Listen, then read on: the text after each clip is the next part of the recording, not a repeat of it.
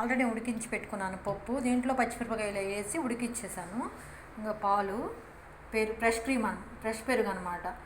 పుల్లగా ఉంటే పెరుగు బాగోదు అనమాట, ఫ్రెష్ పెరుగు అయితేనే బాగుంటుంది. మేగడైనా ఓకే, లేకపోయినా క్రీమ్ ఉన్నా కానీ ఓకే, మీకు ఏదైనా ఉంటే అది చేసేసుకోండి. దీనికి ఇంగ్రీడియంట్స్ ఇంపార్టెంట్ ఏంటంటే బొగ్గు కావాలన్నమాట. బొగ్గు, ఒక తమలపాకు కావాలి.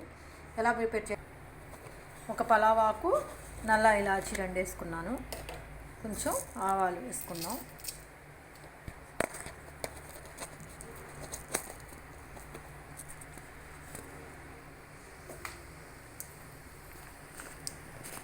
కొంచెం ఆవాలు వేసుకుందాం. కొంచెం జీలకర్ర.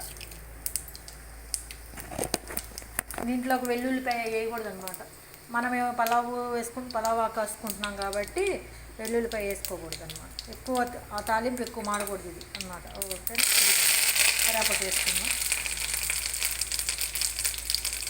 ఎండుమిర్చి,